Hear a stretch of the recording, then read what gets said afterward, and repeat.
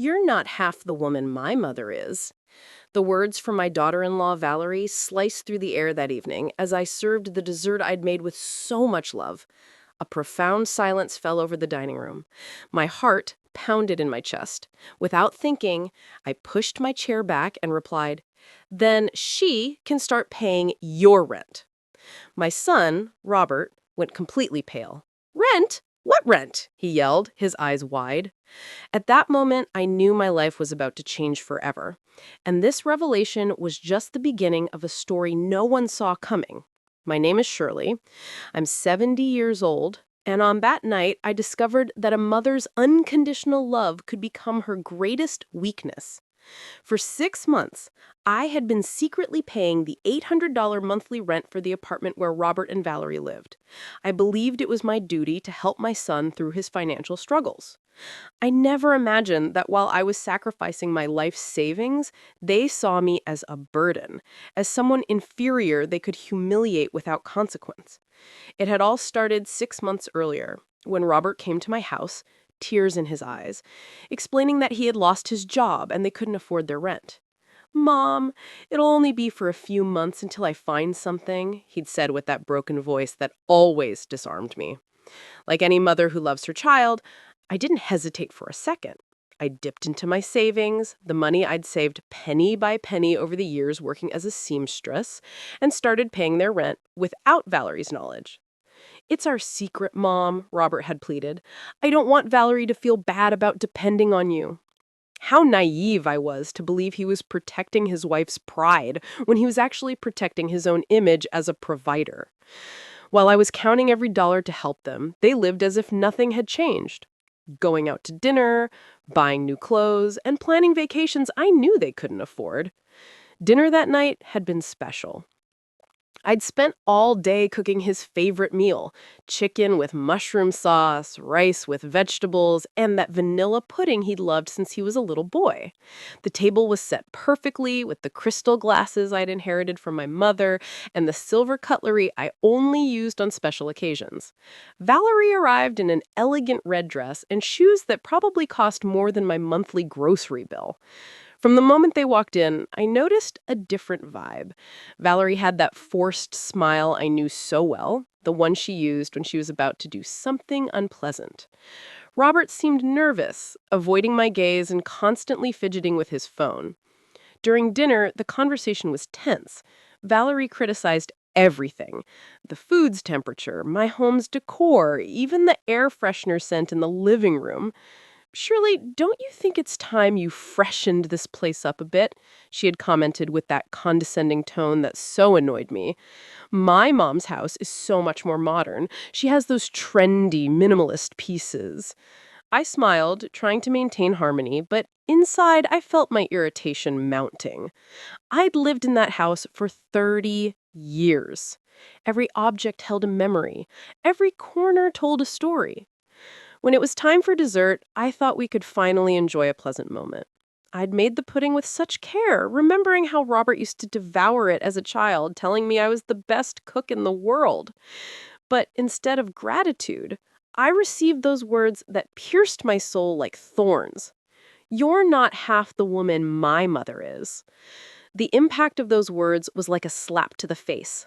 I froze with the pudding spoon suspended in midair, feeling a lump of emotion swell in my throat. Valerie looked at me with a cruel smile, as if she'd been waiting all night for the perfect moment to hurt me. Robert lowered his head, avoiding my eyes. In that instant, I knew he had been in on his wife's plan. "Excuse me?" I managed to choke out, my voice trembling, though I knew I'd heard her perfectly. Valerie leaned back in her chair with a false elegance, as if she were the owner of my house, and repeated the words with even greater cruelty. "You heard me, Shirley. My mother is a successful, independent woman who built her own empire. She's never needed anyone. She has her own company, her beach house in Florida, her trips to Europe. You just know how to cook and sew." Each word hammered at my heart. I thought of all the years I'd worked from 5 in the morning until 11 at night, sewing dresses for Sweet 16 parties, altering suits for grooms, embroidering tablecloths for other people's weddings, while I never had the chance to plan my own. I remembered the sleepless nights when Robert was small and had a fever, how I sold my few pieces of jewelry to pay for his college tuition, and how I worked double shifts so he could have everything he needed. Valerie, please, Robert muttered weakly, without the strength to truly defend me. Those two words were worse than silence because they confirmed that he agreed with his wife, that he had been part of this planned humiliation.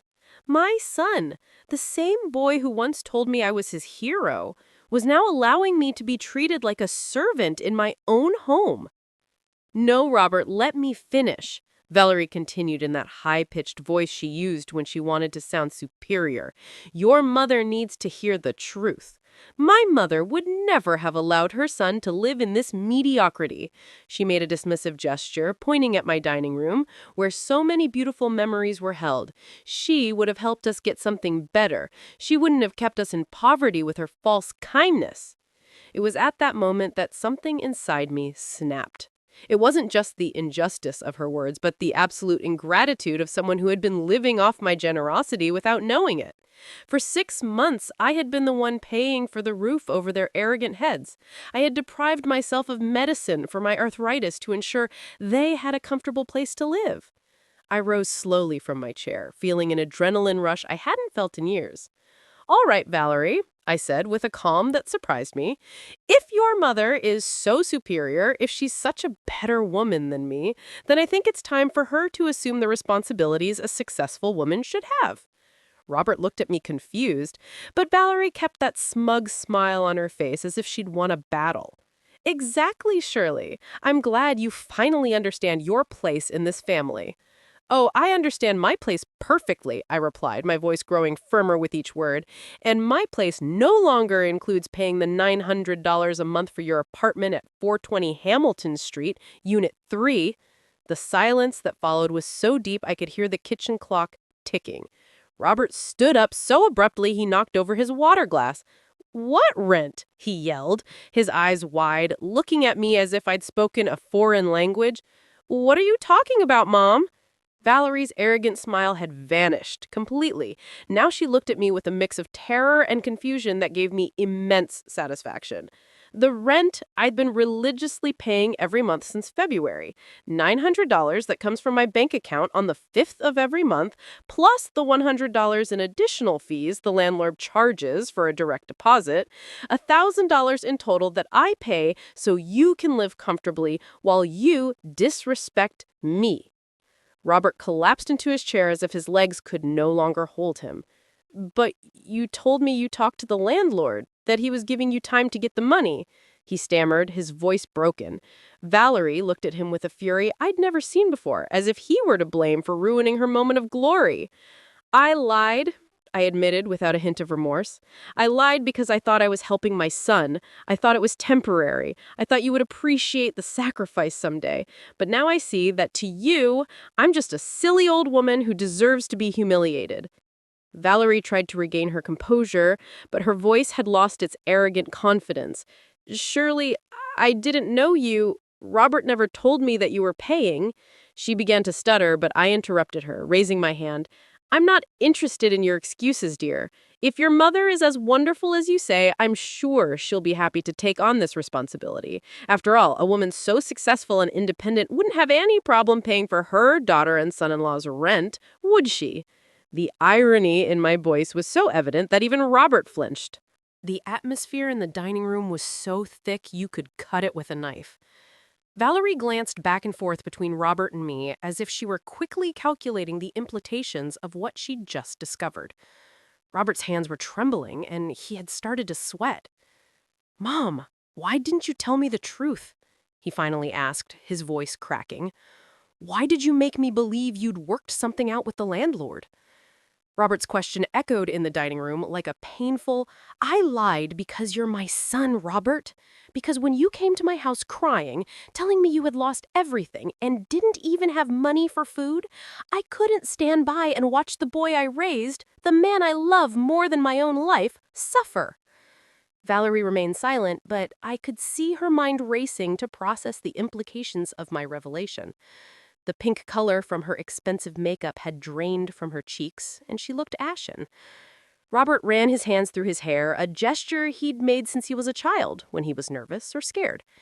I lied, I continued, my voice growing firmer, because I thought it was temporary, because I believed that when you recovered financially and found a stable job, you would thank me.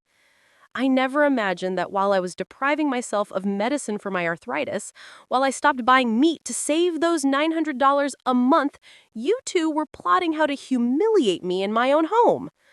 Robert tried to interrupt me, but I raised my hand to silence him. No, now you're going to listen to me, Robert. For 6 months, I've been eating rice and eggs for dinner. I've been wearing the same pair of broken shoes because I didn't have money for new ones. You know what I did last week? I sold your father's wedding ring.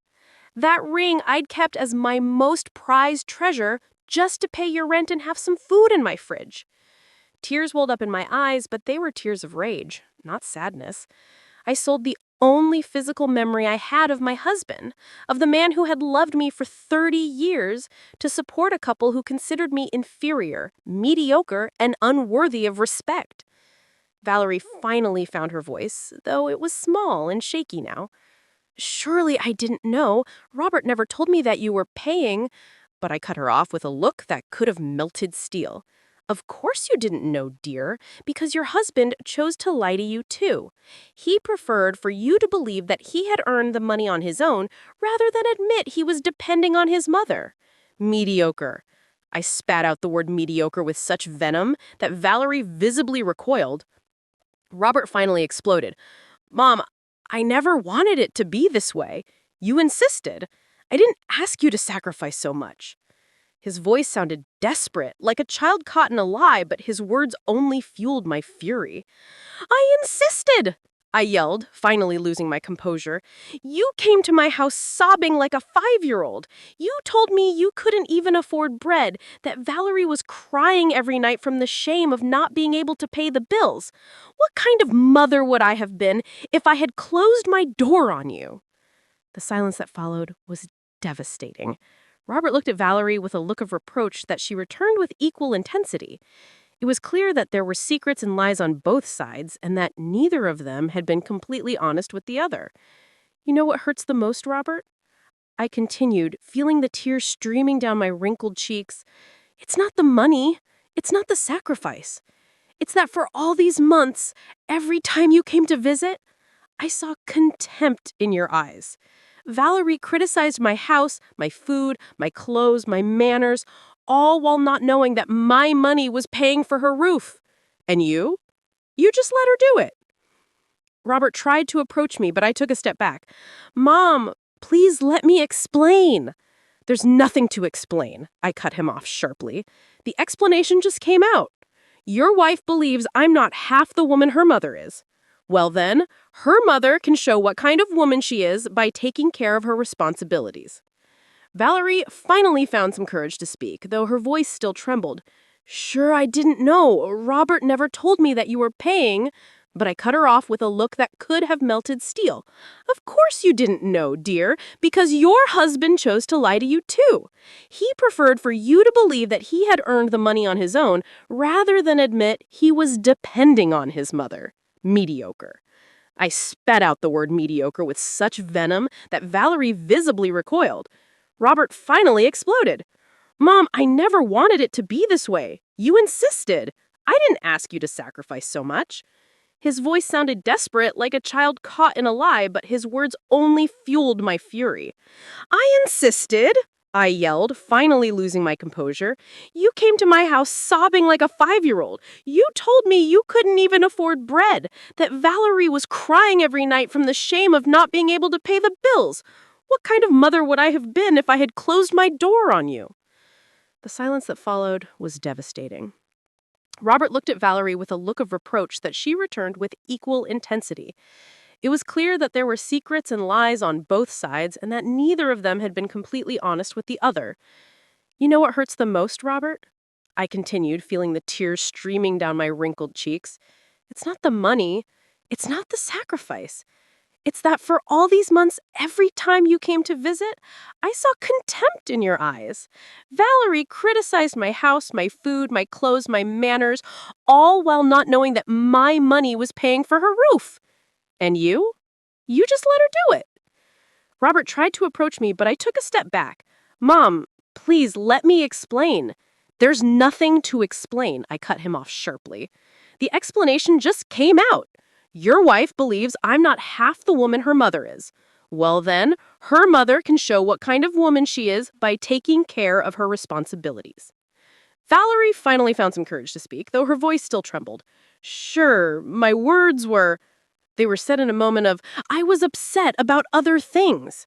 I interrupted her with a bitter laugh.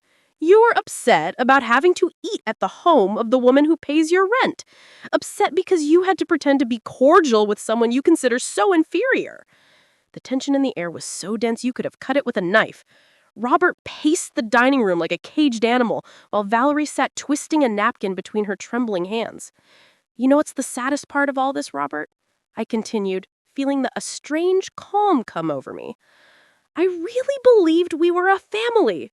When I married your father, Robert, I dreamed of having many children with grandkids running through this house with family dinners full of laughter and love.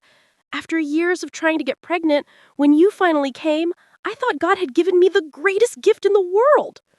Robert stopped and looked at me, his eyes full of tears. Mom, I love you. You know I love you. Love isn't just words, son. Love is actions. It's respect. It's protection.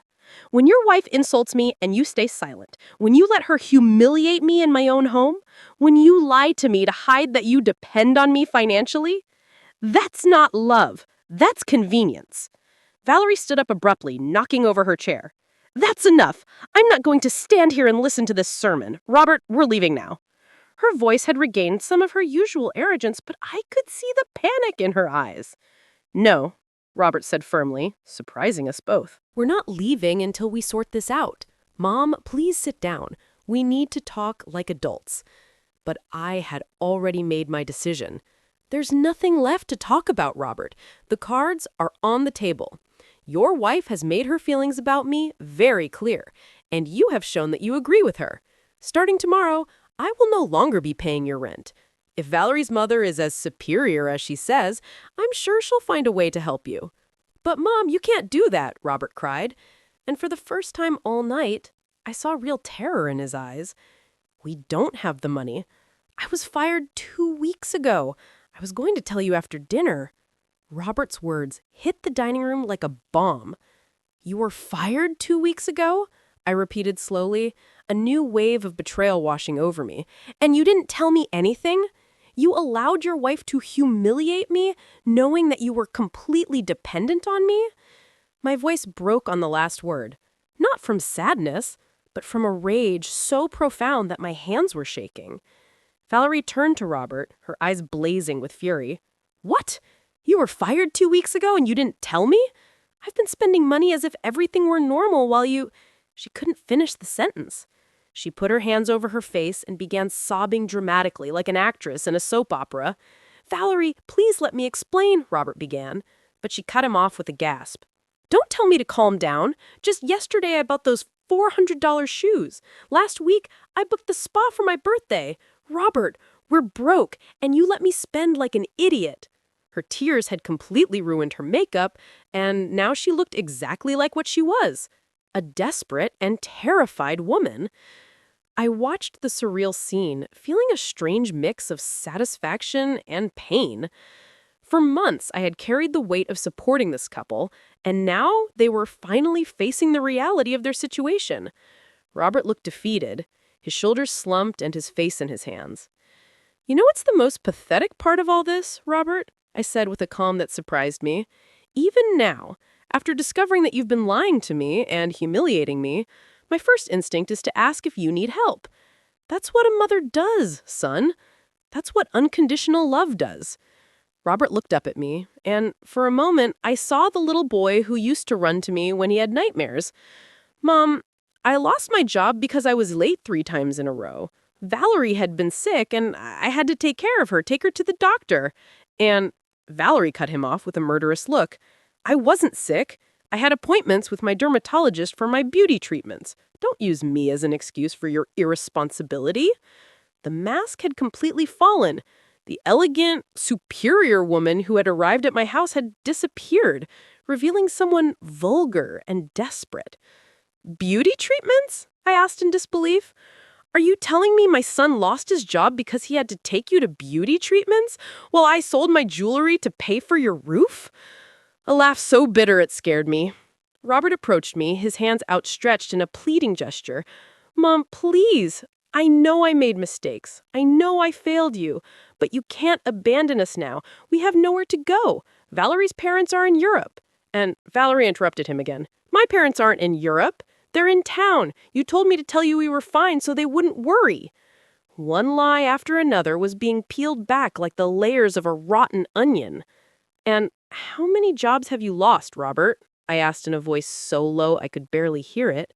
How many times have you lied to me? The silence that followed was deafening.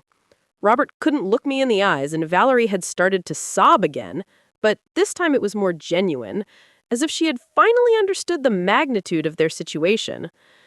3 jobs in the last 2 years, Robert finally admitted, his voice broken. I always found excuses. I always told you it was temporary, that companies were downsizing. He paused and looked at me with those eyes that were once my whole world. Mom, I have a problem. I think I have a real problem. For the first time all night, I felt something akin to compassion. My son wasn't just a liar. He was someone who needed professional help. But compassion didn't erase the betrayal. It didn't heal the wounds his words and his wife's words had opened in my heart.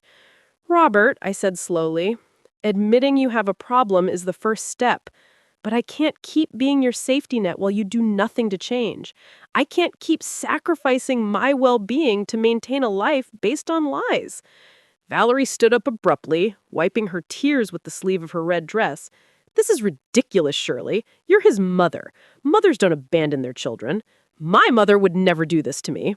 The arrogance had returned to her voice like a defensive armor. Your mother has never had to deal with this because you've never told her the truth, I replied with an icy calm. And you're right about one thing, Valerie. Mothers don't abandon their children. But I'm not abandoning my son. I'm stopping him from using me. Robert approached me and took my hands in his. They were cold and trembling. Mom, I promise I'm going to change. I'm going to get help. I'm going to find a job. I'm going to make things right this time. Just give me one more chance. I looked at those hands, once so small that I'd held when he learned to walk, when he was afraid of the dark, when he needed comfort after a nightmare. Robert, how many last chances have I given you? How many times have you made me the same promise? He couldn't answer because we both knew the answer. I had lost count of the times we'd had this very conversation, of the broken promises and crushed hopes. Your lease is up next month, I announced, gently pulling my hands from his. You have 30 days to find a solution. After that, I will no longer be responsible for your housing. Valerie stormed toward the door. Let's go, Robert. I'm not staying here to be humiliated by a woman who doesn't understand what family means. But Robert didn't move. Valerie, you can go if you want. I need to talk to my mother. His voice had a firmness I hadn't heard in years, and for a moment, just for a moment, I saw a glimmer of the man he could have been. Valerie stopped dead in her tracks when she heard Robert's words. She turned, slowly, her expression a mix of disbelief and pure fury. You're asking me to leave after everything I've sacrificed for this marriage? Her voice had become shrill, almost hysterical, and she gesticulated with her hands as if conducting an invisible orchestra. Valerie, please, I need to sort this out with my mom. Too much has happened tonight. Robert tried to explain, but she cut him off with a gasp that probably woke up the entire block. No, I'm not going anywhere. If you're going to growl like a dog in front of your mother, you're going to do it with me here. She crossed her arms and planted herself firmly in the center of my dining room like a statue of stubbornness. Besides, this conversation affects me directly. If she stops paying our rent, where are we going to live? In a homeless shelter? I watched the scene with a mix of fascination and horror. In a single night, I had seen the perfect facade this couple had built crumble, revealing the lies they had been weaving for months. It was like watching a car crash in slow motion. Terrible, but impossible to look away from. "Valerie," I said finally, "I think you've said enough for one night. You've made it very clear what you think of me, and I've been equally clear about what I think of the two of you. There's not much more to discuss." "Yes, there is much more to discuss," she shrieked, her face as red as her dress. "You can't ruin our lives just because you were offended by a comment. Families forgive. Families support each other." The hypocrisy of her words struck me like a slap. Families support each other. I repeated slowly. "Do you mean the way you've supported me tonight? Or the way Robert has supported me by lying about his employment? Or maybe you mean the way you've supported me by letting me sacrifice my savings while you live like nothing's wrong?" Robert sat down heavily in one of the dining room chairs, his head in his hands. "Mom, I know we've made terrible mistakes. I know we've hurt you in unforgivable ways. But if you turn your back on us now, we literally have nowhere to go." "That's not my problem," I replied, the words coming out with a harshness that surprised even myself. "For 70 years, I've been taking care of others. I took care of my parents until they died. I took care of your father through his illness. I've taken care of you since the day you were born. Do you know when the last time someone took care of me was? When was the last time someone worried about my well-being?" The silence that followed was deep and painful. Robert lifted his head and looked at me with an expression I hadn't seen since he was a little boy. That mix of guilt and understanding that appeared when he finally realized he had done something very wrong. "Never," he admitted in a barely audible voice. "I've never worried about taking care of you. I always assumed you'd be there, that you'd always be fine, that you'd always have the strength to solve all the problems." Valerie was losing patience with this emotional conversation. "Enough of the melodrama, Shirley. You are the mother. It's your responsibility to help your son. You can't just decide you don't want to be a mother anymore." Those words were the final straw. I walked toward Valerie until I was just inches from her face, and when I spoke, my voice was so low and menacing, she instinctively recoiled. "Never, ever tell me what kind of mother I should be. I've been a mother for 35 years. I've sacrificed my youth, my dreams, my opportunities, my money, my health, everything for my son. What have you sacrificed? Your beauty treatments? Your $400 shoes?" Valerie tried to respond, but I continued without giving her a chance. "Being a mother doesn't mean a permanent ATM. Being a mother doesn't mean accepting humiliation and disrespect. Being a mother means teaching your children to be responsible, independent, respectful people. And in that, I have clearly failed." Robert stood up abruptly, knocking over his chair. "Don't say that. You've been a wonderful mother. I'm the one who failed. I'm the one who messed up. Yes, Robert, you failed, but I also failed by letting it go this far. By letting you turn into a man who lies to his wife, who lies to his mother, who allows the woman who raised him to be humiliated." Tears streamed down my cheeks, but my voice remained firm. Valerie had started to pace the dining room like a caged animal. "This is a nightmare. This is a nightmare. In-laws are supposed to help their daughters-in-law. We are supposed to be a family." "Family?" I interrupted her with a bitter laugh.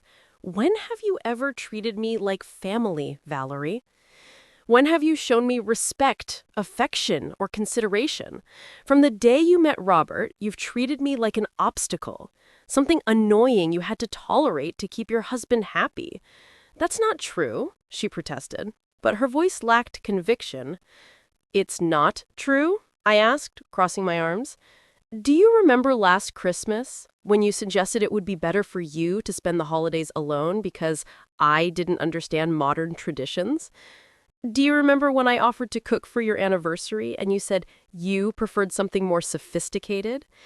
Do you remember when you criticized me for wearing my favorite purple dress because women my age should wear more subtle colors?"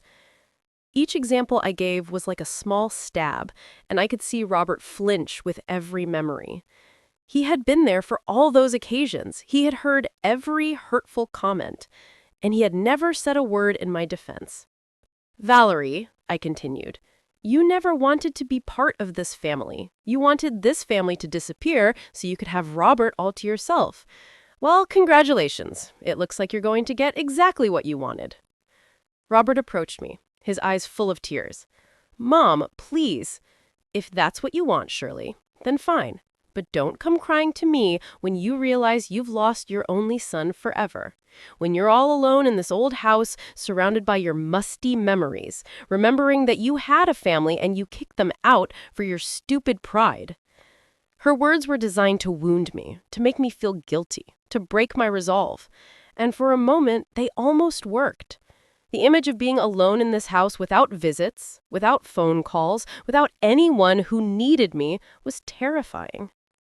Valerie's words echoed in the dining room like a curse aimed directly at my greatest fear, loneliness. For a moment, the picture she had painted took hold of my mind. I saw myself in this empty house, without the laughter of grandchildren who never came, without Sunday phone calls, without anyone to remember my birthday. The silence between us was sticky, and I could feel Robert watching me, waiting for my resolve to break. But then something extraordinary happened. Instead of feeling panic or despair, I felt a deep and liberating calm. You know what, Valerie? I said slowly, savoring each word. I'd rather be alone and at peace than accompanied and humiliated. I prefer my musty memories of a happy marriage and years of honest work to living a life of new memories built on lies and disrespect. Valerie blinked a few times, as if she hadn't expected that response. Robert's mouth fell open. He was slowly processing that his last emotional blackmail card had failed completely. Besides, I continued, feeling a new energy coursing through me, I'm not going to be as alone as you think. Just yesterday, I got a call that changed everything, but you two were so busy plotting how to humiliate me tonight that I didn't get to tell you. Michael Jenkins called. The name landed in the dining room like a nuclear bomb. Robert froze, and for the first time all night, Valerie was completely speechless. Michael had been my boyfriend in college, the man I had planned to marry before I met Robert's father. He was an ambitious, intelligent man who had decided to move to America to seek better opportunities, when I chose to stay behind and start a family. Michael Jenkins, Robert murmured, his voice trembling. The Michael from the photos? Your college boyfriend? I nodded slowly, enjoying the expression of utter shock on their faces. The one and only. Turns out, after 40 years of building an engineering company in Seattle, after raising 3 successful kids and losing his wife 2 years ago, he decided to look up his old friends. He found me on social media, and we've been talking on the phone for the past 2 weeks. Valerie finally found her voice, though it sounded strangled. What do you mean you've been talking? Her face had turned a sickly greenish color that didn't suit her at all. I mean exactly that.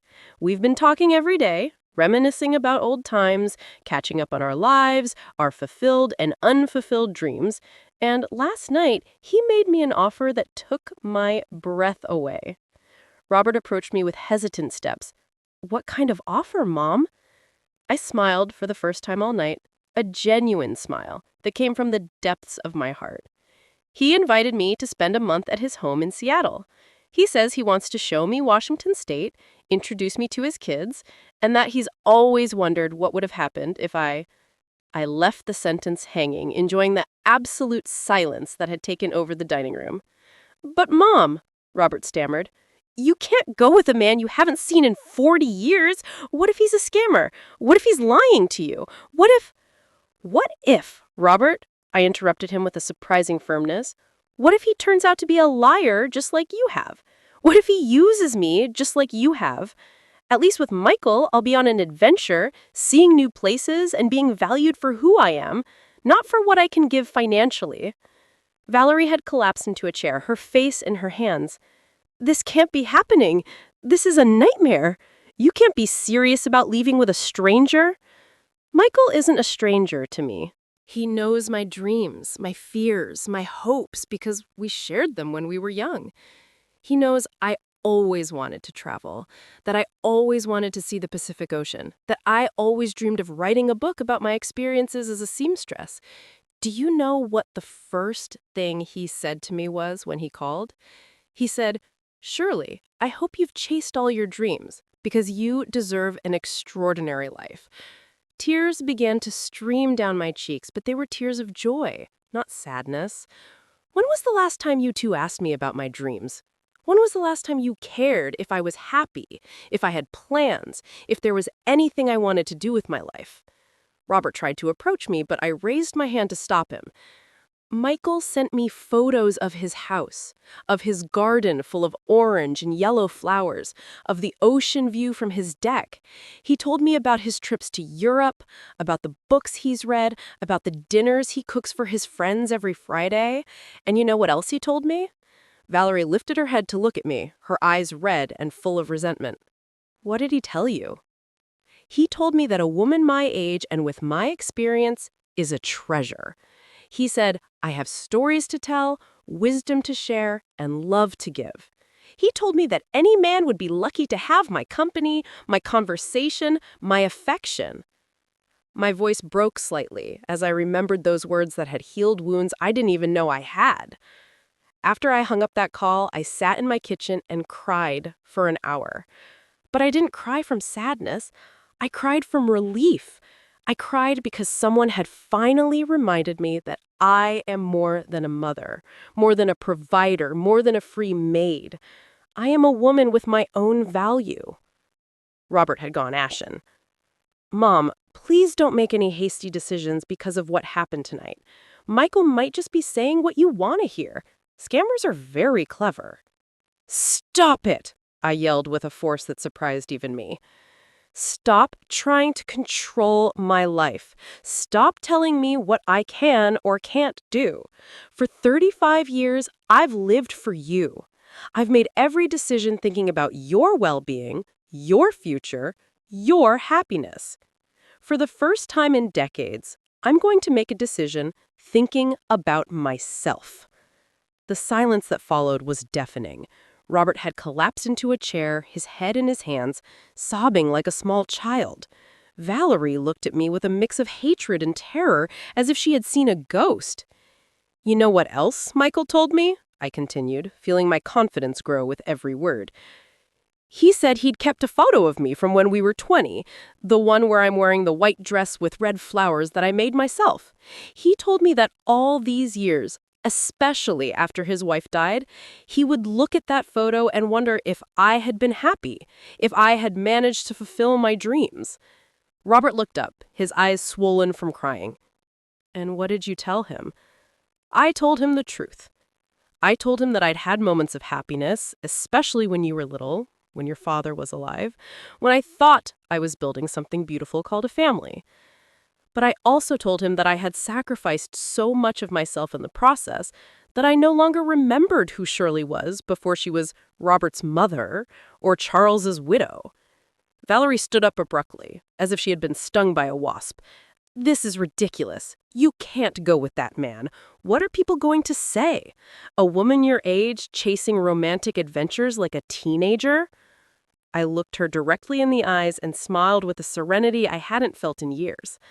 "Valerie, my dear, after tonight, what people think is the last thing I care about. After all, if my own family considers me inferior and mediocre, what does the opinion of strangers matter?"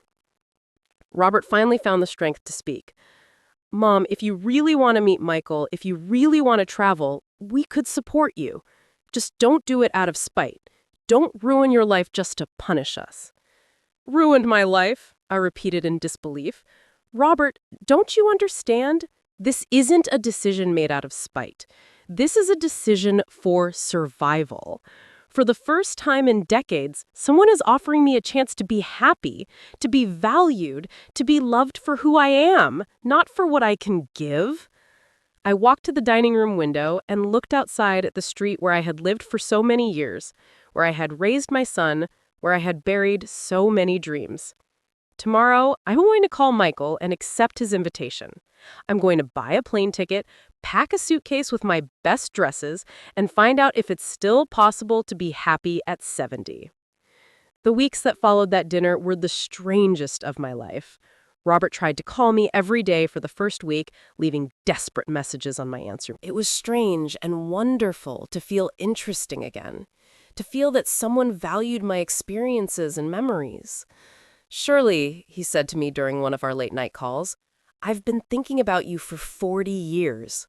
When I married my wife, when my kids were born, when I built my company, there was always a part of me that wondered what would have happened if I had been brave enough to ask you to come to America with me."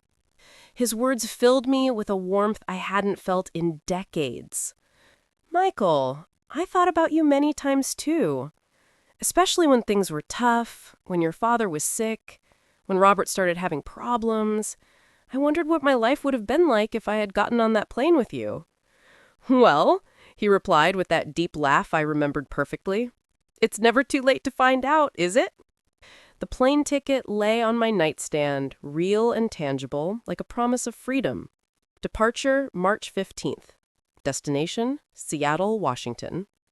Michael had insisted on paying for the ticket, but I had refused his offer. "This is my decision, my adventure," I had told him. "I want to pay for it with my own money." The money I had saved for months by depriving myself of medicine and decent food. Money I would now use for something that would make me happy for the first time in years. 3 days before my trip, Robert showed up at my door. He looked terrible, gaunt, with deep circles under his eyes, his clothes wrinkled as if he had slept in them. "Mom, please, we need to talk," he said in a broken voice that, despite everything, broke my heart. I let him in, but kept my emotional distance. "Where's Valerie?" I asked as I made coffee in my small kitchen. "At her parents' house," he replied, sitting down heavily on my kitchen chair. "She left a week ago. She says she can't be with me if I don't have a job, if I can't maintain the lifestyle she deserves." He laughed bitterly. Turns out her superior mother isn't so superior when it comes to helping out financially. They told her to fend for herself. I felt a pang of satisfaction that wasn't particularly noble, but which I couldn't help. "So, what are you going to do now?" "I've been desperately looking for work. I've applied everywhere, Mom. Offices, restaurants, stores, construction, anything. I'm willing to do anything." He looked up at me, and I saw something in his eyes I hadn't seen in years. Genuine humility. "I've also been going to therapy. I found a community center that offers free services." "I'm glad to hear that, Robert," I said, and I meant it. That's a big step. The therapist helped me understand a lot of things about myself that I didn't want to see.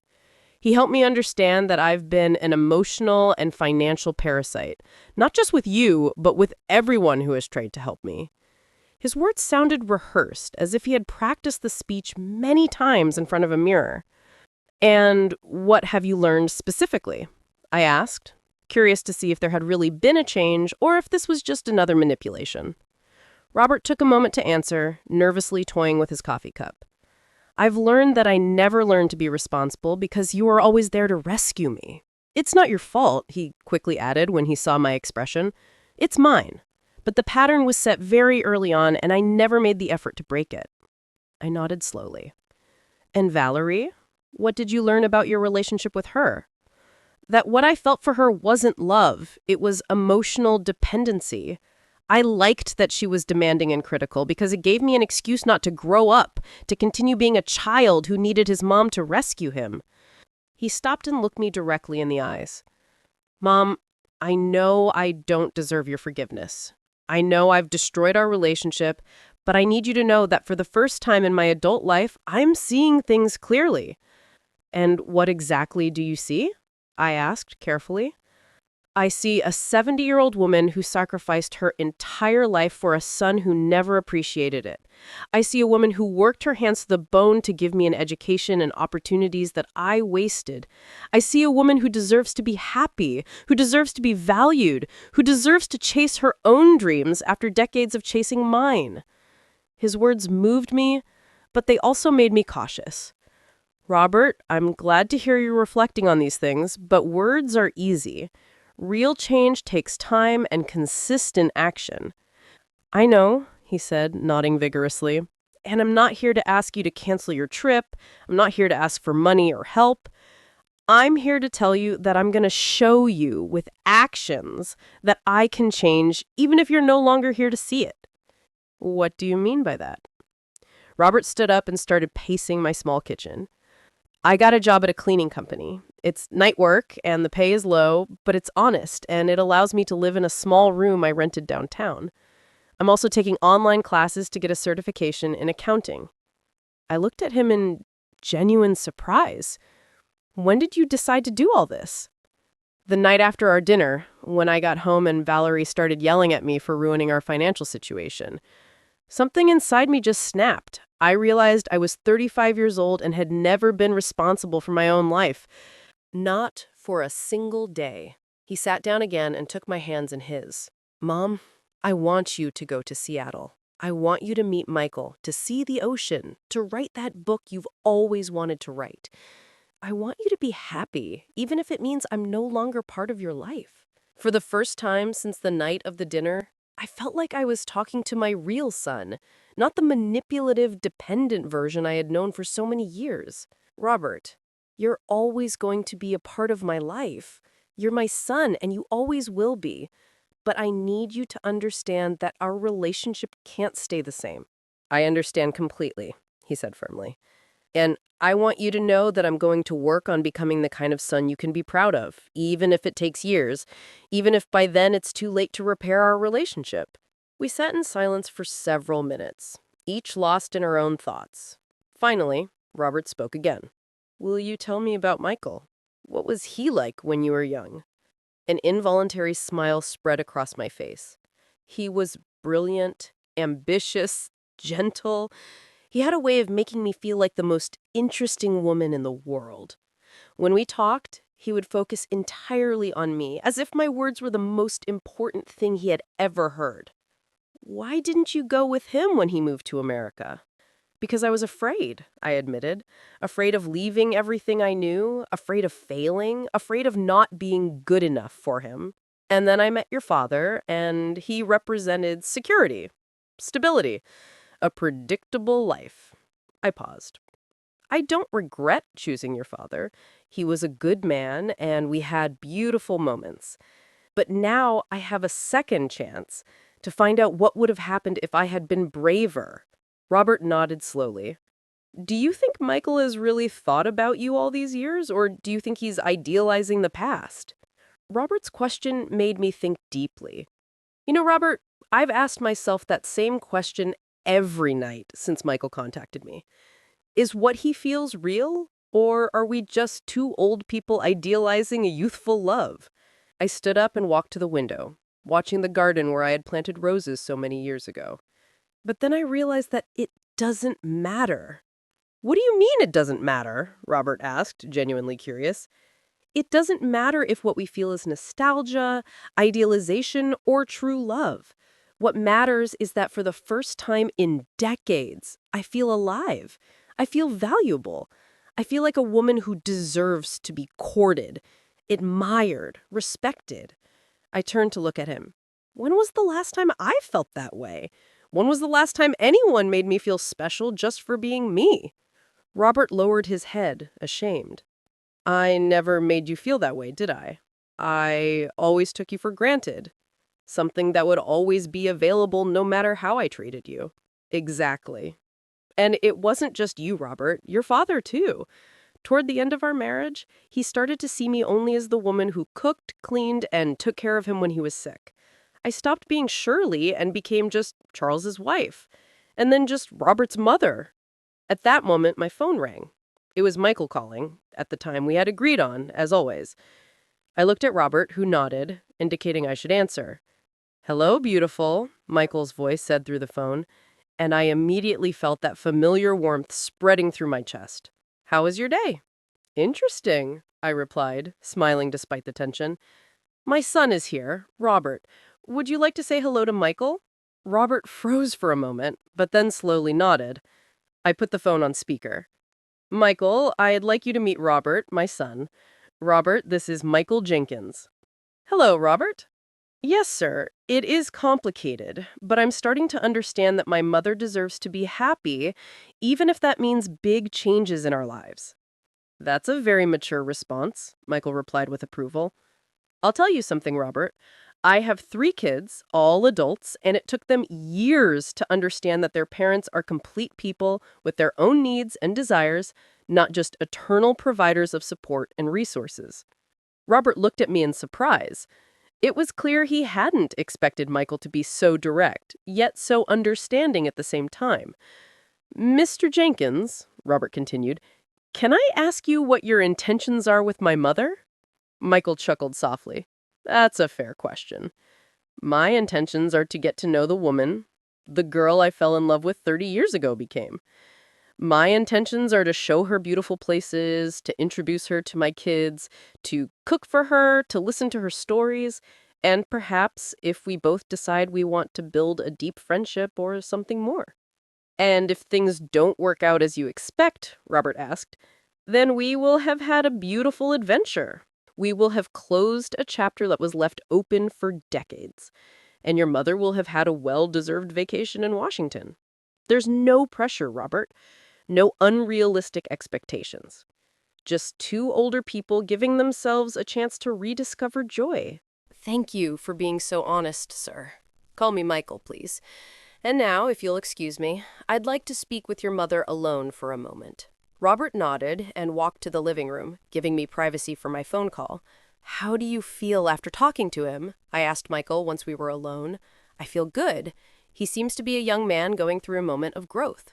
That speaks well of how you raised him, surely. Children who never face difficulties never learn to be resilient. His words reassured me more than I expected. Michael, are you sure you want to involve yourself in your peaceful life with a woman who has so much family drama? Surely, my dear. We all have family drama at our age. One of my sons got divorced last year and moved back into my house with his 2 small kids. My daughter is having a midlife crisis and calls me crying every Tuesday. My youngest son is struggling with a video game addiction that's affecting his marriage. He laughed softly. Family drama is a part of life. The difference is how we handle it, and how you're handling it with clear boundaries and with firm love, and by always remembering that your kids are adults responsible for their own decisions and consequences. That's something you seem to be learning to do as well. After hanging up with Michael, Robert and I continued talking late into the night. He told me more details about his therapy, about how he was learning to identify behavioral patterns he had repeated for years without realizing it. You know what was the hardest thing to accept in therapy? He asked me as we drank a second cup of coffee. What? That it wasn't just that I was lazy or immature, it was that I had developed an emotional addiction to being rescued. Every time someone solved a problem for me, every time I was given money or pulled out of a tight spot, I felt a kind of euphoric relief. It was like a drug. His words hit me hard. And how are you supposed to break that addiction? By facing the consequences of my actions without seeking rescue. When I lost my last job, my first instinct was to come running to you with a sad story. But this time, instead, I slept in my car for 3 days until I got the cleaning job. You slept in your car? I asked with automatic maternal concern. Yes, and it was one of the most important experiences of my life. For the first time, I truly understood what it means to not have a safety net, what it means for my actions to have real consequences. He looked me directly in the eyes. Mom, during those 3 nights, I thought a lot about you. I thought about all the times you had to choose between your needs and mine, and you always chose mine. That's what mothers do, Robert. No, Mom, that's what mothers who haven't learned to set healthy boundaries do. And that's what children who have never learned to be responsible adults do. He leaned forward. The therapist helped me understand that by constantly rescuing me, you were unintentionally depriving me of the opportunity to grow. His words hurt me, but they also freed me. For years, I had felt guilty every time I considered saying no to Robert, every time I thought about putting my needs first. Now I understood that my generosity had actually been a way of controlling him, of keeping him dependent on me. So, what happens now? I asked softly. Now I'm going to prove, first to myself and then to you, that I can be a responsible adult. I'm going to pay my own bills. I'm going to make my own decisions. I'm going to face my own problems. And when you come back from Seattle, if you decide to come back, I'm going to be a son you can be proud of. And if I decide to stay in Seattle?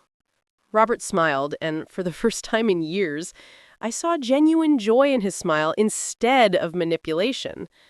Then I'll be happy for you. I'll visit you when I can, I'll call you every week, and I'll live my own life, knowing that my mother is finally living hers. The day of my departure dawned with a clear sky and a gentle breeze that seemed to whisper promises of adventures to come. Robert arrived early to take me to the airport, and for the first time in years, there was no tension between us. He had brought flowers, a small bouquet of white daisies that I knew were my favorite, and a sealed letter. "Don't open it until you're on the plane," he said with a shy smile. "It's something I needed to say to you, but it's easier for me to write than to speak." During the drive to the airport, we talked about everyday things, the weather, the news, his plans for the week. It was a normal conversation between a mother and son, something we hadn't had in years. There were no pleas, no drama, no guilt, just a quiet conversation between two adults who loved each other but finally understood healthy boundaries. "Mom," he said when we arrived at the airport, "I want you to know that no matter what happens in Seattle, this has already been worth it." "What do you mean?" "Seeing you like this, excited, nervous, happy, I haven't seen you shine this way in years." He helped me take my suitcase out of the car. A suitcase I had carefully packed with my best dresses, including a new coral pink one I had bought especially for this trip. At the airport, Robert walked me to the security gate. When it was time to say goodbye, we hugged with an intensity we hadn't shared since he was a little boy. "I love you, Mom," he whispered in my ear. "Have fun. Fall in love. Be happy. You deserve it more than anyone in the world. I love you too, son, and I'm proud of the man you're becoming." Once on the plane, I opened Robert's letter with trembling hands. His handwriting, which had always been messy, looked more mature, more careful. "Mom," it began, "during these past few days, I've been thinking about all the times you were a hero without me noticing. When you worked double shifts to pay for my school books, when you sold your new sewing machine to buy me a bicycle, when you pretended not to be hungry so I could eat more, when you stayed up all night taking care of me when I was sick. All those moments of silent love that I took for granted. Now, I understand that being a mother doesn't mean sacrificing yourself until you disappear. It means loving enough to teach independence. It means being brave enough to let go when it's time. Thank you for finally loving me enough to let me grow up. Fly high, Mom, literally and figuratively. With all my love and respect, Robert. P.S. Michael is a lucky man to be meeting the most extraordinary woman in the world." Tears streamed down my cheeks as I put the letter back in my purse. Through the plane window, I could see the clouds stretching out to infinity, and for the first time in decades, I felt that my future was just as infinite. Michael was waiting for me at the Seattle airport with a bouquet of yellow roses and a smile I recognized immediately, even though he had more wrinkles and his hair was completely white. When he saw me, his face lit up with the same joy I remembered from our college days. "Surely," he said when we hugged, "you're even more beautiful than I remembered." The days that followed were like living in a dream. Michael took me to see the Pacific coast, where, for the first time in my life, I could see the ocean stretching out to the horizon. He introduced me to his kids, who welcomed me with a genuine warmth that moved me deeply. His youngest daughter, Carmen, said, "Dad hasn't smiled like that since Mom died. Thank you for bringing back his joy." Michael cooked for me every night, elaborate dinners that we savored on his deck while watching the sunset. I'm not a retired engineer. I'm just Michael, the man who fell in love with a brilliant girl 40 years ago and never forgot her. His words went straight to my heart because they expressed exactly what I felt with him. I wasn't Robert's sacrificial mother. I wasn't Charles's widow. I wasn't the tired seamstress. I was simply Shirley, a woman with stories to tell, dreams to chase, and love to give. At the end of my month in Seattle, Michael made me a proposal that changed my perspective on what was possible at 70. Shirley, I don't want this to end. I know it's crazy. I know we're just getting to know each other again after so many years. But I want you to consider moving to Seattle. Not to get married immediately, not to live together if you don't want to, but to give us the chance to build something beautiful at this stage of our lives. My first instinct was to think of all the reasons why it was impossible. My house, my few friends, my life in my hometown. But then I thought of Robert, of his letter, of his words about flying high. I thought of Valerie, who had probably never truly respected me. I thought of all the years I had lived for others, putting my own dreams on hold. What if things don't work out? I asked. Then we will have had a beautiful adventure. But surely, what if they do work out? What if, after a lifetime of putting others first, you finally have the opportunity to be completely happy? That night, I called Robert to tell him about Michael's proposal. His response surprised me and filled me with pride. "Mom, are you happy with him?" "Happier than I've been in decades! He treats me well, he respects me, he makes me feel valuable every day." "Then stay! Build the life you deserve. I'll be fine. In fact, I'll be better knowing that you're finally living for yourself." 6 months later, I was packing my most cherished belongings in my old house, getting ready to move to Seattle permanently. Robert helped me with the entire process, demonstrating a maturity and responsibility that filled me with hope for his future. "You know what the most ironic part of all this is?" he said to me as we packed up the family photos. "What?" "That by letting you go, I feel like I've finally gotten you back. Not as the mother who constantly rescues me, but as the extraordinary woman you always were, but whom I never bothered to truly get to know." As I write this story from Michael's deck, watching the Pacific Ocean and waiting for him to come back from the market where he's gone to buy ingredients for the dinner we will cook together, I reflect on all that has changed. Robert is successfully building his own life. He got a promotion at his job. He moved to a better apartment and is dating a woman who challenges him to be a better person, instead of enabling his dependency. Valerie, he told me, married an older man who can maintain her lifestyle, which is probably for the best for everyone. And me? I finally learned that it's never too late to be happy.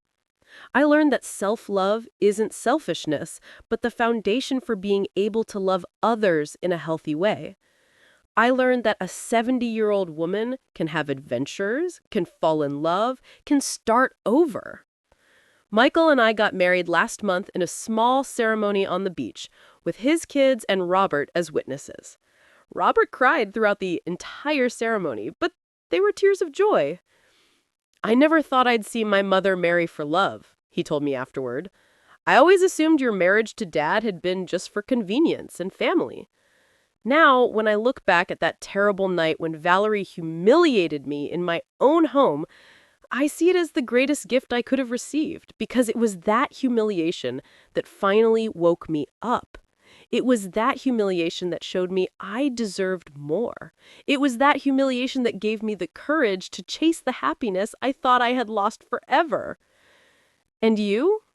What would you do if life gave you a second chance to be completely happy? Would you have the courage to take it, no matter what others think? Because believe me, it's never too late to start over.